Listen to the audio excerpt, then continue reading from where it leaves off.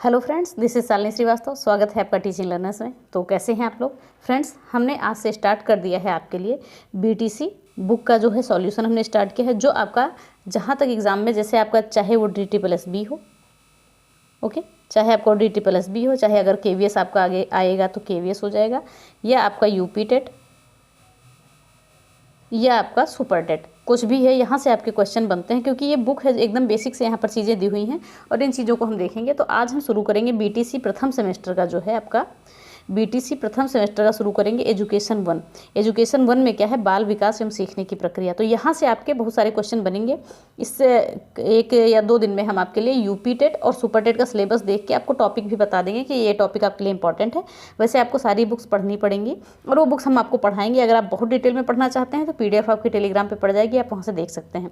तो चलिए आज हम देख लेंगे कि इस बुक में हमें पढ़ना क्या क्या है बाल विकास एवं सीखने की प्रक्रिया में। उसके बाद हम यूपी टेट का सिलेबस भी आपको डिस्कस कर देंगे। तो ये सारी चीज़ें हैं, वैसे आप पढ़िए, पूरा आपको काम आएगा। तो चलिए हम देखते हैं आगे क्या है यहाँ पर। और ये बुक आपके लिए बहुत इंपॉर्टेंट है, आप पढ़ सकते हैं। देखिए DT+B का एग्ज़ाम आपका आने वाला है, इन चीज़ों में याद रखिएगा। यहाँ पर DT+B में आपको NIOS और DLED की बुक पढ़नी ही पड़ेगी, चाहे जैसे आपको पढ़नी पड़े। तो चलिए सीधे हम आते हैं कि क्या कौन कौन से चैप्टर हैं एजुकेशन 1 में बाल विकास में सीखने की प्रक्रिया में, और हम क्या क्या सीखेंगे। देखिए पूरा बाल विकास आपको यहीं से कंप्लीट मिल जाएगा। यूपी टेट के लिए बहुत हद तक यहाँ से आपका तैयार हो जाएगा, यूपी टेट हो या सुपर टेट हो, KVS DT+B कोई भी हो। तो चलिए हम स्टार्ट करते हैं। तो स्टार्ट करने से पहले अगर आप हमारे चैनल पर नए हैं तो प्लीज़ चैनल को सब्सक्राइब कर लें और ज़्यादा से ज़्यादा शेयर करें। और ये बुक आपकी चारों सेमेस्टर की बुक कराई जाएगी एजुकेशन की, जहाँ से आपके क्वेश्चन बनते हैं। तो इस चीज़ को ध्यान में रखिएगा। और यहाँ से आपको PDF भी प्रोवाइड करा दी जाएगी टेलीग्राम पे। तो टेलीग्राम हमारा चैनल है teaching learners by Shalini Srivastava, तो वहाँ से आप जुड़ सकते हैं। तो ये आप देख सकते हैं, ये बुक ही है हमारी। अब देखते हैं बुक में हमें पढ़ना क्या क्या है। तो आइए हम देखते हैं बुक में हमें क्या क्या पढ़ना है। तो बुक में हमें पढ़ना है बाल विकास में, देखते हैं हम क्या क्या पढ़ना है हमें। तो बाल विकास में हम पढ़ेंगे बाल विकास का अर्थ, आवश्यकता एवं क्षेत्र, ओके, और बाल विकास की अवस्थाएँ, अवस्थाओं में क्या क्या है, शैशवावस्था, बाल्यावस्था, किशोरावस्था एवं उनके अंतर्गत होने वाले विकास, ये पढ़ेंगे। उसके बाद हम क्या पढ़ेंगे? शारीरिक विकास, मानसिक विकास, संवेगात्मक विकास, भाषा विकास। भाषा विकास में क्या पढ़ेंगे? अभिव्यक्ति क्षमता का विकास। क्योंकि ये सारी चीज़ें आप कोई भी बुक लेंगे तो वहाँ भी आपको पढ़नी पड़ेंगी। वहाँ पे इतने अच्छे से आपको नहीं बताया जाएगा, यहाँ पर एकदम बेसिक से बताई गई है चीज़ें। जो हम लोग DLED में बुक पढ़ रहे थे वो बुक एकदम कोई अच्छे प्रकाशन की नहीं थी, न चीज़ें हम लोग को अच्छे से वहाँ मिली थी, कंटेंट हमें अच्छा नहीं मिला था। लेकिन इस बुक में कंटेंट बहुत अच्छा है। तो हम देख रहे हैं आगे फिर हमें क्या पढ़ना है। आगे हमें पढ़ना है सृजनात्मकता एवं सृजनात्मक क्षमता का विकास, व्यक्तित्व का विकास, अर्थ एवं प्रकार, हर जगह पूछा जाता है आपका ये। फिर आगे हम देखते हैं क्या है, फिर आगे हमें पढ़ना है व्यक्तित्व का विकास,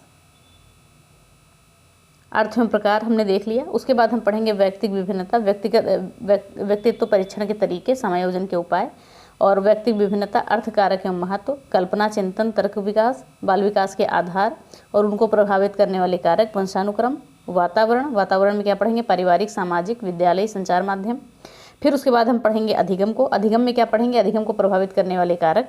अधिगम मतलब होता है सीखना। अधिगम के प्रभावशाली विधियाँ, अधिगम के नियम, थॉर्नडाइक के सीखने के मुख्य नियम एवं सीखने के में उनका महत्व, जितने भी चीज़ें हैं सारी चीज़ों को हम देखेंगे। और आगे हम क्या देखेंगे यहाँ पर? आपका थॉर्नडाइक के हमने देख लिया यहाँ पर। और अधिगम के प्रमुख सिद्धांत को भी देखेंगे। जो भी सिद्धांत हैं अधिगम के, वो चाहे थॉर्नडाइक का हो, पावलोव का है, कोहलर का हो, सबका हम पढ़ेंगे। और कक्षा शिक्षण में इनकी व्यवहारिक उपयोगिता को देखेंगे। थॉर्नडाइक का प्रयास और त्रुटि का सिद्धांत जो बहुत इंपॉर्टेंट है, आपका ज़्यादातर एग्जाम में पूछा जाता है।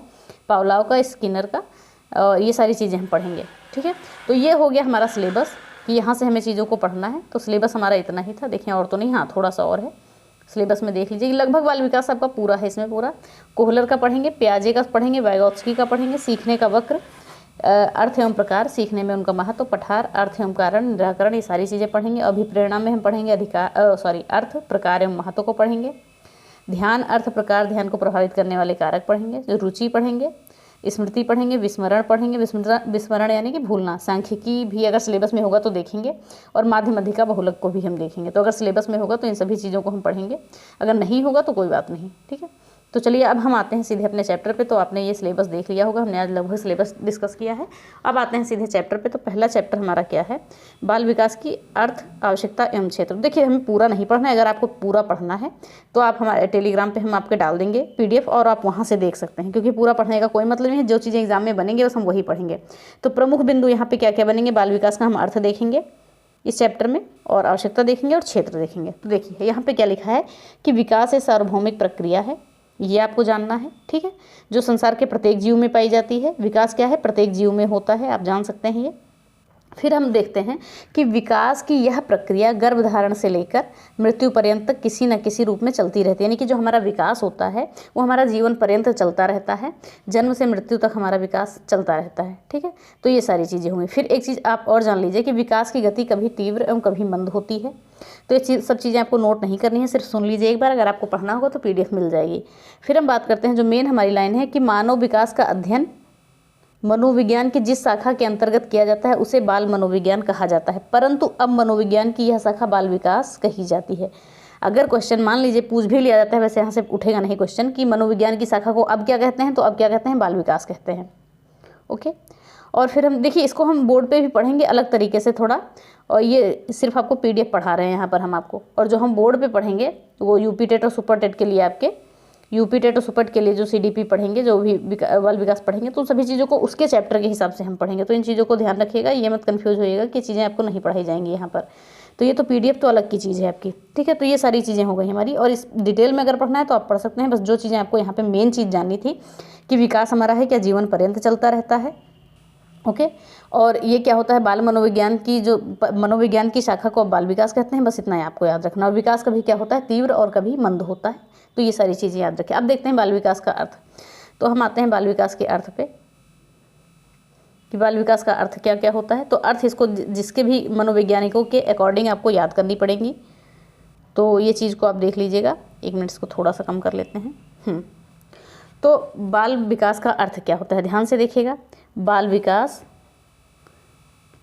विकास मनोविज्ञान की एक शाखा के रूप में विकसित हुआ है। इसके अंतर्गत बालकों के व्यवहार, स्थितियां, समस्याओं और उन सभी कारणों का अध्ययन किया जाता है जिनका प्रभाव बालक के व्यवहार पर पड़ता है। वर्तमान युग में अनेक सामाजिक, सांस्कृतिक एवं राजनीतिक एवं आर्थिक कारक मानव एवं उसके परिवेश को प्रभावित करते हैं। परिणाम स्वरूप बालक जो भावी समय की आधारशिला, बालक है जो वो भावी समय की क्या होता है, आधारशिला होती है, और वो भी प्रभावित होता है। तो ये सब चीज़ें आपको यहाँ पर नहीं याद करनी है, आपको सीधे याद करनी है। क्रो एंड क्रो के अनुसार ऐसे पूछा जाता है। तो अगर पूछते हैं हम कि क्रो एंड क्रो के अनुसार परिभाषा पूछा जाएगा,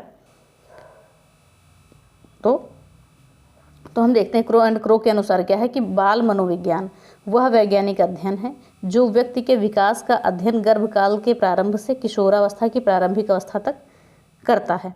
क्या हमने देखा कि, ध्यान से देखिएगा, हमने देखा कि बाल मनोविज्ञान वह वैज्ञानिक अध्ययन है जो व्यक्ति के विकास का अध्ययन गर्भकाल से लेकर गर्भकाल के प्रारंभ से किशोरावस्था की प्रारंभिक अवस्था तक करता है। क्रो एंड क्रो ने कहा है कि जो विकास होता है, जो बाल मनोविज्ञान होता है, वो उसका अध्ययन किया जाता है गर्भकाल के प्रारंभ से किशोरावस्था की प्रारंभिक अवस्था, यानी कि इन्होंने ये कहा कि जब गर्भकाल प्रारंभ होता है, ठीक है, और किशोरावस्था की प्रारंभिक अवस्था तक ही ये चलता है, ठीक है। तो इन्होंने ये कहा, तो ये चीज़ को याद रखिएगा।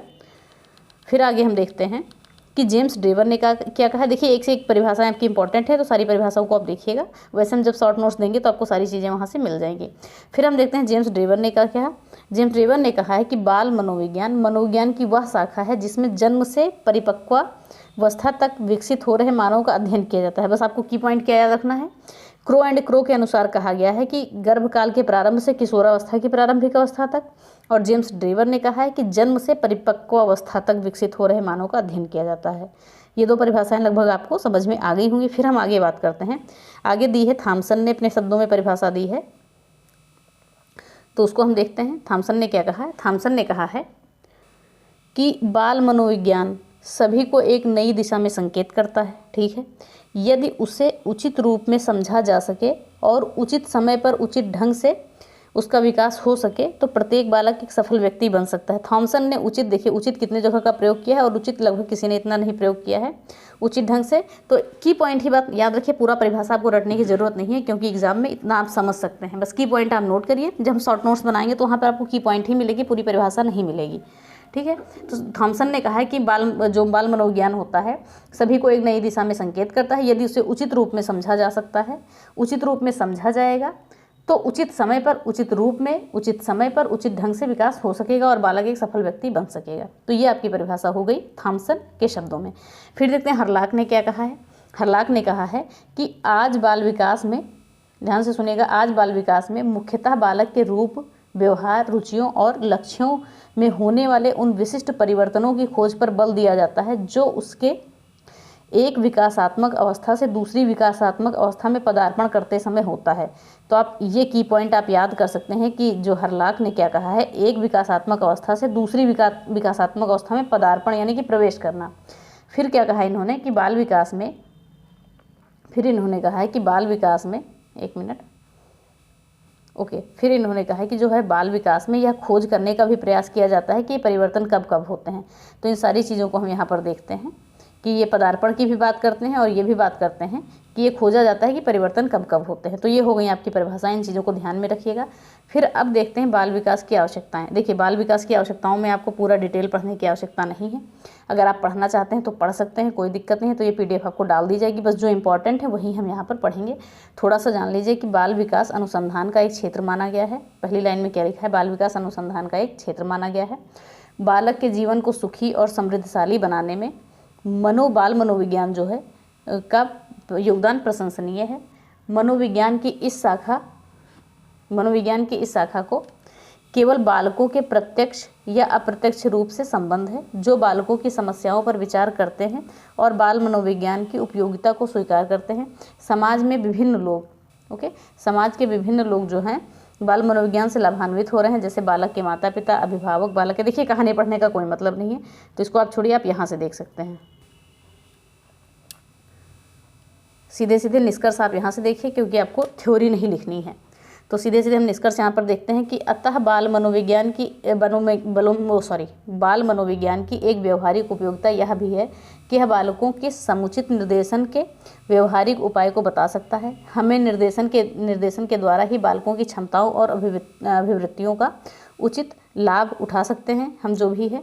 और व्यक्तिगत निर्देशन में बालक की व्यक्तिगत कठिनाइयों और दोषों तथा उसकी प्रवृत्तियों और उसके व्यक्तित्व से संबंधित विकारों को दूर करने के उपायों की जानकारी बाल मनोविज्ञान से प्राप्त होती है। यानी कि बालक से संबंधित जितनी भी जानकारियां हैं, उनके दोष हैं, उनकी अच्छाई है, उनकी कठिनाइयां हैं, सब कुछ आपका बाल मनोविज्ञान से प्राप्त हो जाता है।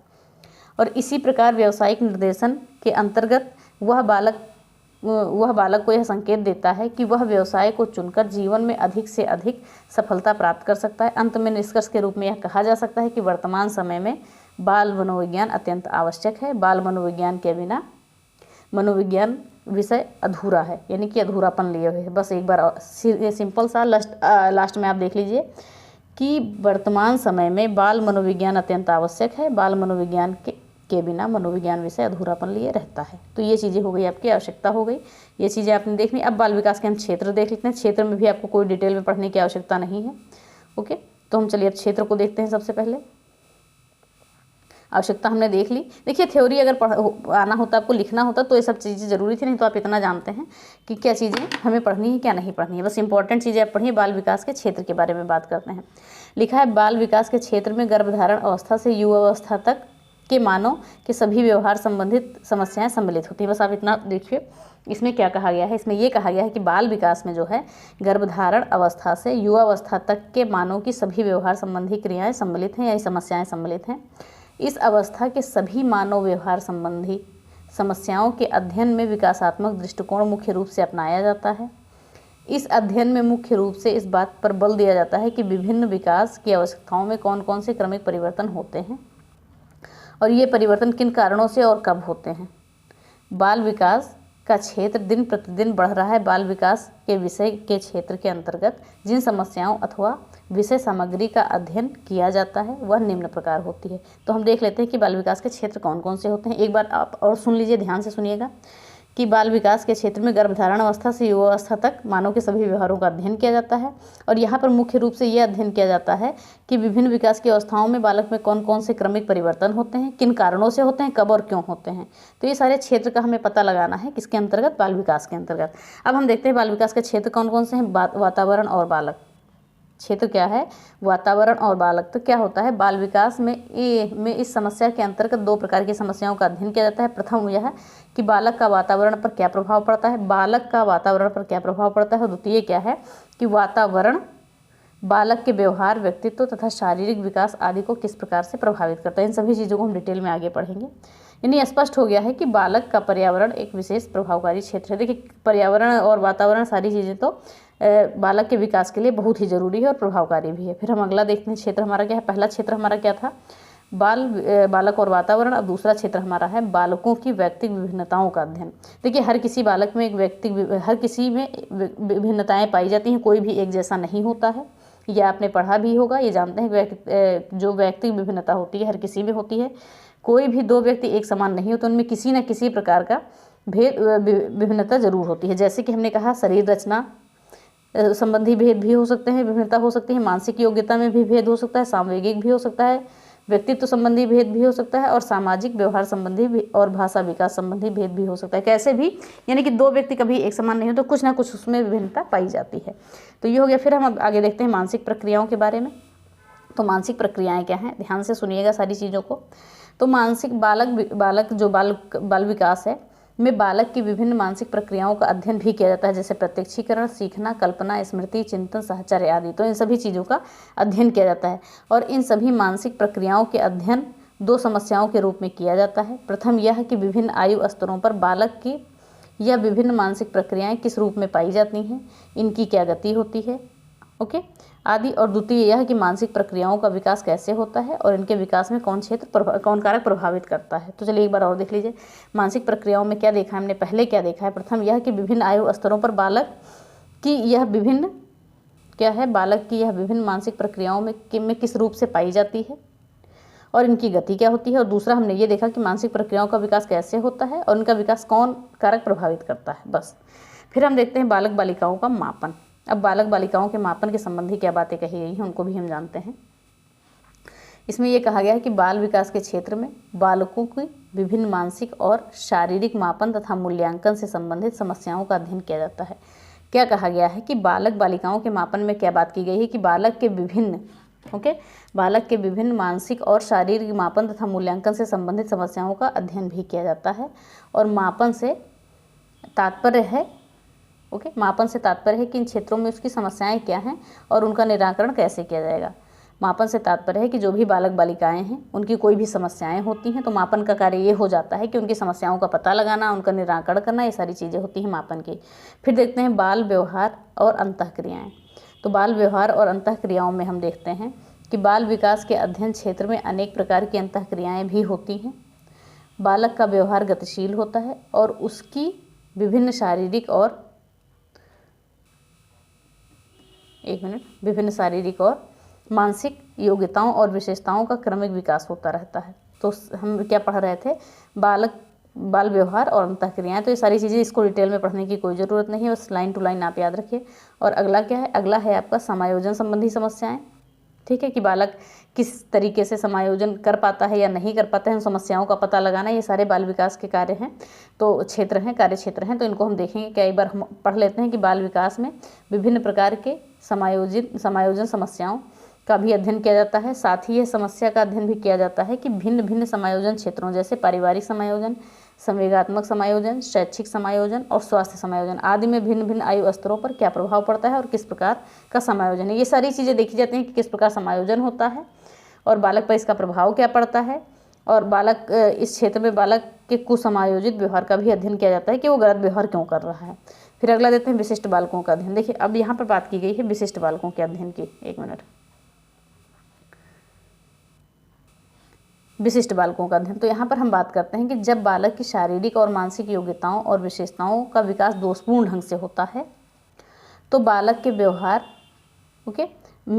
और व्यक्तित्व में असामान्यता के लक्षण उत्पन्न हो जाते हैं। और बाल विकास में इन विभिन्न असमानताओं व इनके कारणों और गतिशील अध्ययन जो भी होता है वो विशिष्ट बालक की श्रेणी में बालक आते हैं, जैसे शारीरिक रूप से अस्वस्थ रहने वाले बालक, पिछड़े बालक, अपराधी बालक, समस्यात्मक बालक। तो सिंपल सा हम कह सकते हैं कि विशिष्ट बालकों की श्रेणी में कौन कौन से बालक होते हैं कि जिनका भी विकास जो है, जिनकी मानसिक योग्यता और विशेषताओं का विकास जो है दोषपूर्ण ढंग से होता है, वो विशिष्ट बालक के अंतर्गत आते हैं। जैसे शारीरिक रूप से अस्वस्थ रहने वाले बालक, पिछड़े बालक, अपराधी बालक, समस्यात्मक बालक, यह विशिष्ट बालकों की श्रेणी में आते हैं। फिर हम बात करेंगे अभिभावक बालक संबंध कैसा होना चाहिए। तो बालक के व्यक्तित्व, ठीक है, बालक के व्यक्तित्व क्षेत्र में अभिभावकों और परिवार की महत्वपूर्ण भूमिका है। देखिए, किसी भी बालक के विकास में अभिभावक की महत्वपूर्ण भूमिका होती है। अभिभावक बालक संबंध का विकास, अभिभावक बालक संबंधों के निर्धारक, पारिवारिक संबंधों में ह्रास आदि समस्याओं का अध्ययन बाल विकास मनोविज्ञान के अंतर्गत किया जाता है। फिर से एक बार देखते हैं, बाल विकास मनोविज्ञान के अंतर्गत अभिभावक बालक के विकास का, अभिभावक बालक के संबंध के निर्धारक और पारिवारिक संबंधों आदि की समस्याओं का अध्ययन किया जाता है। बस इतना ही आपको याद रखना है, ठीक। फिर आगे हम देखते हैं आगे क्या लिखा हुआ है। आगे आपका लिखा हुआ है कि इस प्रकार हम कह सकते हैं, क्या लिखा हुआ है, इस प्रकार हम कह सकते हैं कि गर्भावस्था से किशोरावस्था तक की सभी समस्याएं बाल विकास की परिसीमा क्षेत्र के अंतर्गत आती हैं, परिसीमा या क्षेत्र के अंतर्गत आती हैं। तो हमने क्या क्या देख लिया, बाल विकास का अर्थ देख लिया, ओके। हमने क्या देखा, बाल विकास का अर्थ देख लिया, आवश्यकता देख लिया और क्षेत्र देख लिया। देखिए, ये डिटेल में इतना पढ़ने की जरूरत नहीं है, बस किसी भी मनोवैज्ञानिक जो है उनके अकॉर्डिंग ही आपको जानने की ज़रूरत है, क्योंकि थ्योरी आपको नहीं लिखनी है, आपको फैक्ट याद करने हैं।